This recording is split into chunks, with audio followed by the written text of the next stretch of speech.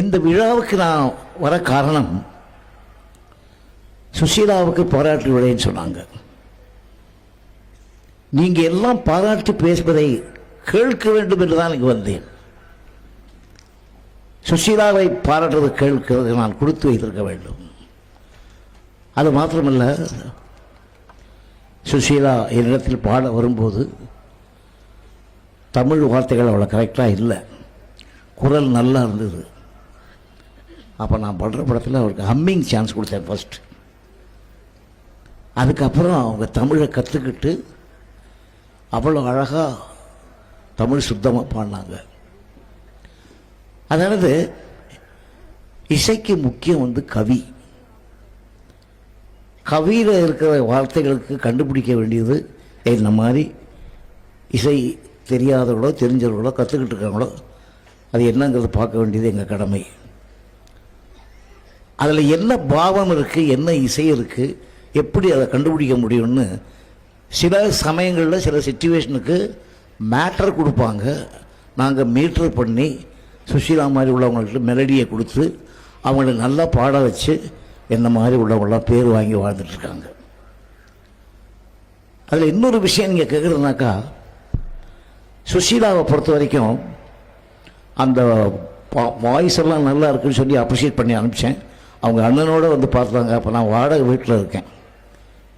அந்த வீட்டில் பார்க்கும்போது நான் சொன்னேன், வாய்ஸ் நல்லா இருக்கு, தமிழ் சுத்தமாக இருக்கணும்னு.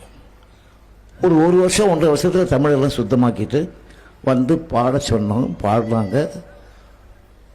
அதாவது எப்படின்னாக்கா, அவங்க நாங்கள் என்ன கொடுத்தோமோ அதை நல்லா உள்வாங்கி பாடி அவங்க குரலால் அதை பாடி எங்களுக்கெல்லாம் பேர் வாங்கி கொடுத்தாங்க.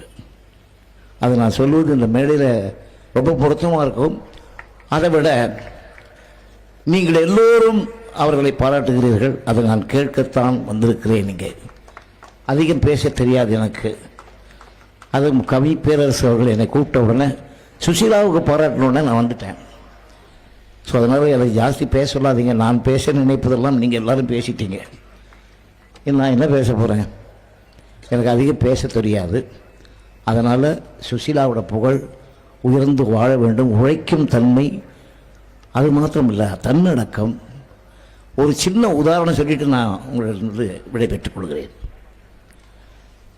ஒரு படத்தில் ஒரு பாடல் சொல்லி கொடுத்தேன். அது கொஞ்சம் நல்ல பேரெல்லாம் வந்ததுக்கப்புறம் எல்லாருக்குமே பிகினிங்கில் நம்ம உழைக்கணும், நம்ம சின்சியராக நம்ம தொழில் செய்யணும், நல்லா பாடணும், என்ன மியூசிக் டைரக்டர் சொல்கிறாரோ அதை தெரிஞ்சுக்கிட்டு பாடணும், என்ன கவிஞர் எழுதுகிறாரோ அதை கரெக்டாக டியூன் பண்ணணும், அதனால் மெட்டு போடணும். இதெல்லாம் சேர்ந்து விளக்குறது team work, not one man show. இதில் நான் சொல்கிறேன் உங்களுக்கு, மேட்டர் மீட்டர் மெலடின்னு சொல்லிட்டேன் இல்லையா, கதையில் வரக்கூடிய சீக்வன்ஸுக்கு வார்த்தை, அதுக்கு மெட்டு பாட்டு, அதை பாடுறவங்க அதையெல்லாம் கேட்டு நீங்கள் எல்லாம் ரசிக பெருமக்கள் அதுக்கு ஆதரவு கொடுக்கறது, அவங்கள என்கரேஜ் பண்ணுறது, இதுதான் நம்ம ஹெல்த்தியான வாழ்க்கை. இந்த வாழ்க்கையில் மட்டும் ஒரு சம்பவம் சொல்கிறேன். ஒரு பாட்டு நான் சொல்லி கொடுத்தேன். அது பாடிக்கிட்டே இருந்தது. ஒரு அரை மணி நேரம் 1 மணி நேரம் சொல்லி கொடுத்துருந்தேன். நான் எப்படின்னா கொஞ்சம் கோபம் வரும் எனக்கு எப்போ வேலை செய்யும்போது. அதுக்கப்புறம் நான் வேறு யாரை திட்டினேன், எதுக்கு திட்டினேன் ஒன்றும் சரியாது மறந்துடுவேன். ஏன்னா எல்லோரும் எனக்கு கூடி பேர் வாங்கி கொடுக்குறாங்க. நான் உழைப்பேன், உழைக்கிறதுக்குன்னே பிறந்தவன், இன்னும் உழைக்கிறேன்.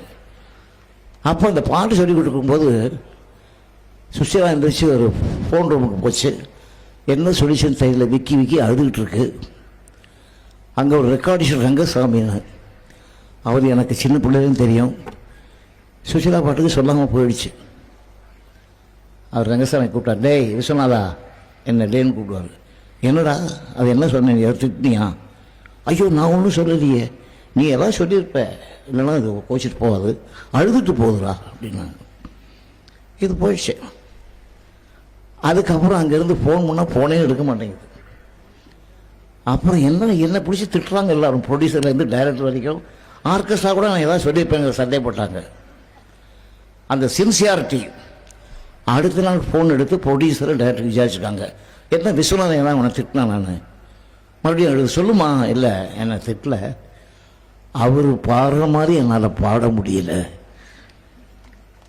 அதுதான் சின்சியாரிட்டி.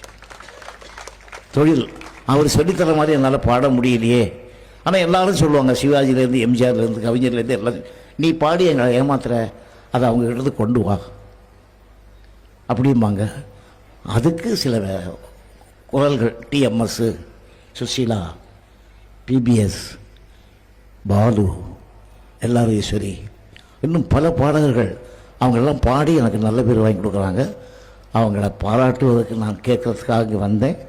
நல்லா வாழணும், நீங்கள் எல்லாம் ரசிகர்கள், அவர்களை வாழ்த்தி அவர்கள் நல்லா இருக்கணும், ஆரோக்கியமாகவும் நல்லா இருக்குன்னு சொல்லி அவங்க வாழ்க, அவங்களுடைய உழைப்பு வாழ்க, அவங்களுடைய கடமை வாழ்க, கண்ணியம் வாழ்க. எல்லோருக்கும் நன்றி, வணக்கம். இதுக்கு மேலே என்னால் பேச முடியாது, எல்லாரும் பேசிட்டாங்க, என்னை மன்னிக்கணும்.